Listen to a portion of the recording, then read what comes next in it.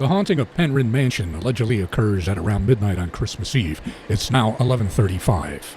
The estate originally belonged to the Bickleys, an early American aristocratic family who were Tories, or loyal to the British Crown during the Revolutionary War. Robert Bickley in the late 1700s became involved with a local lady of common heritage and married her against the will of his father, who became enraged and considered the girl unworthy of the family crest.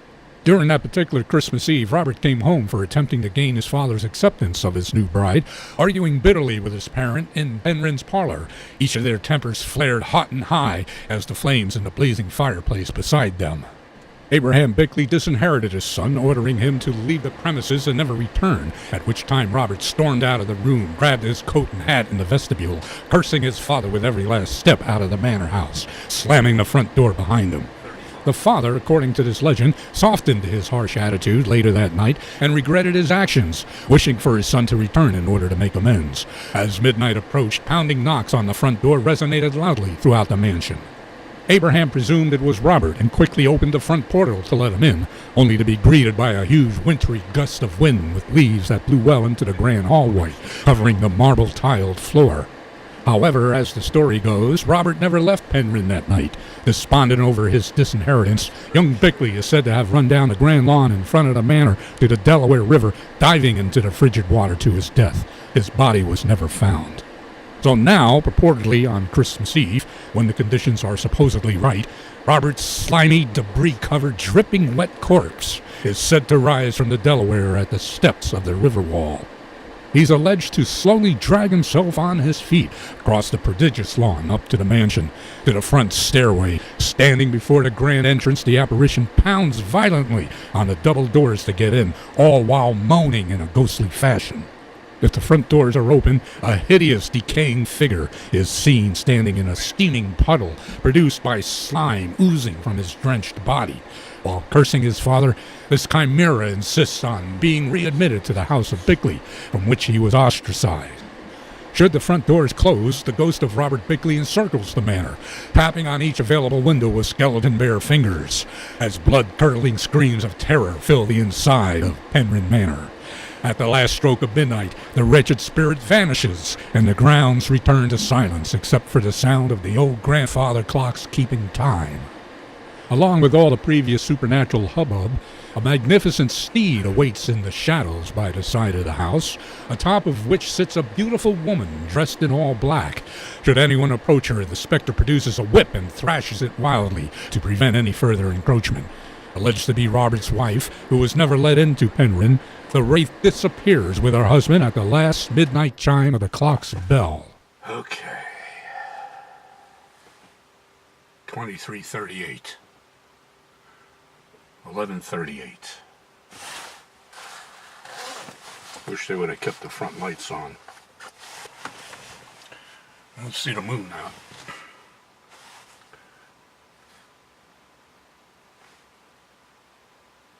This is pretty spooky. Am I recording? Yep. 11:41.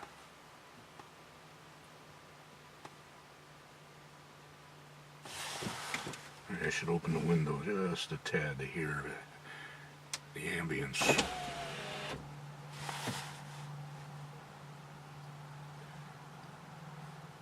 Just in case we can hear some horse clip-clops.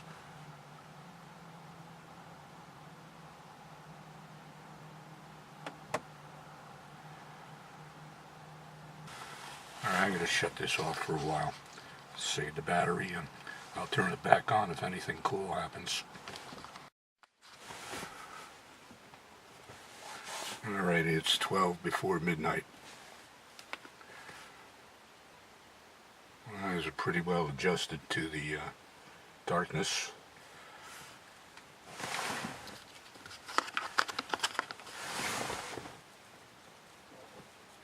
Spooky, but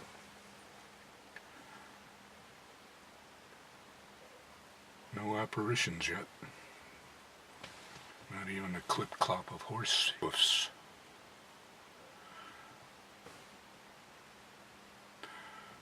Delaware River out there.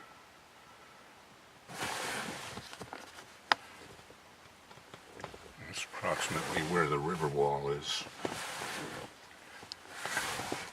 where Robert supposedly comes up from the river, drags himself across the big lawn towards the house.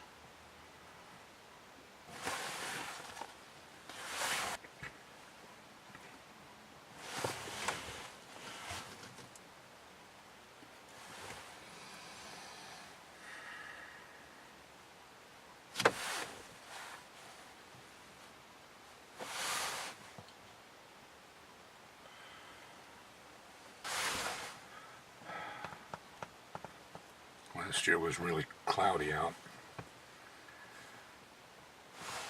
This year it is cloudy, but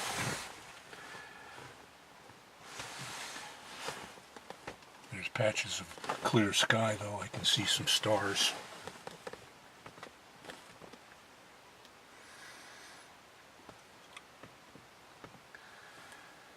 I really wish they would have left some lights on, but then again, I might deter any apparitions from approaching the house.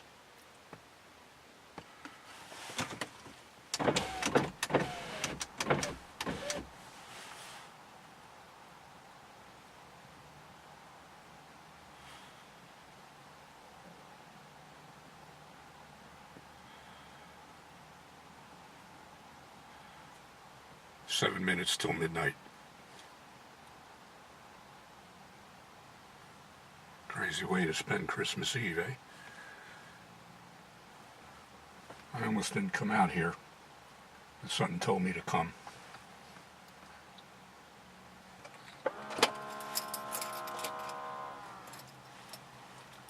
Five minutes till midnight.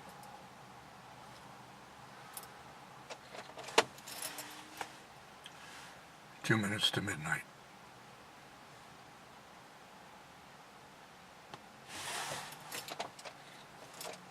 One minute to midnight.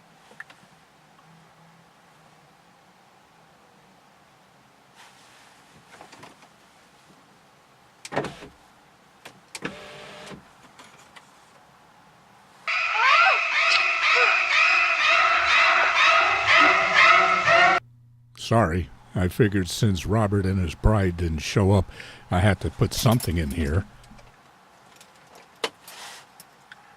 12 midnight. Happy Christmas, everyone. To Robert and his bride. Maybe one of these years I'll witness them around the mansion. Okay.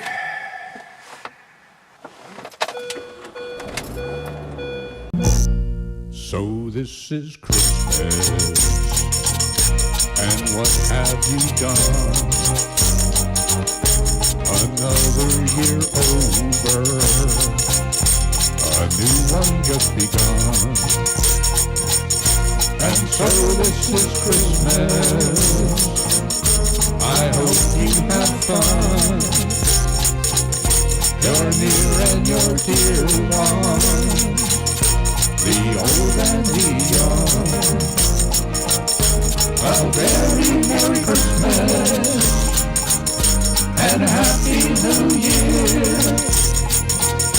Let's hope it's a good one without any fear. And so this is Christmas, for weak and for strong, the rich and the poor one that waited so long. And so happy Christmas, for black and for white, for yellow and red one. Let's stop all the fight. A very Merry Christmas and a Happy New Year. Let's hope it's a good one without any fear. And so this is Christmas, and what have we done? Another year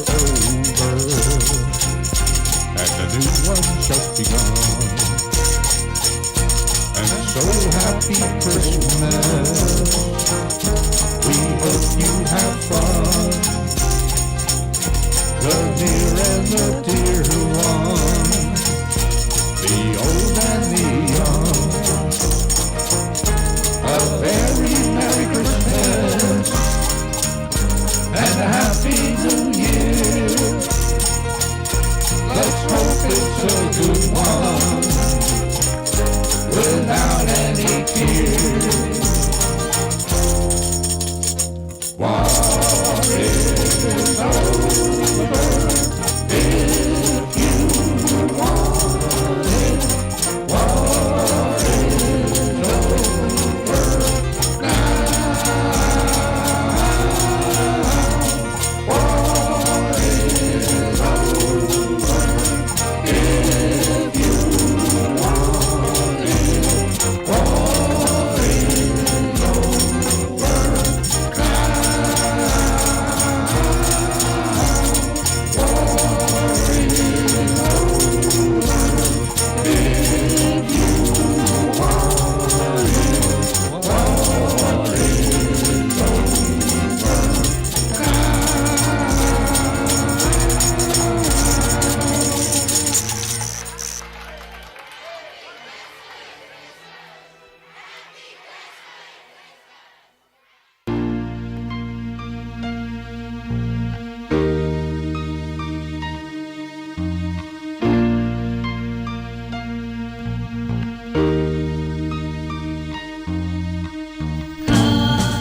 They told me the rum-pa-bum-bum, a newborn king to see the rum-pa-bum-bum. Our finest kiss we bring the rum-pa-bum-bum, rum-pa-bum-bum, rum-pa-bum-bum. He's on and it years from now, perhaps we'll see the day of glory, see the day when men of goodwill live in peace again. Peace on earth, can it be? Every child must be made away. Every child must be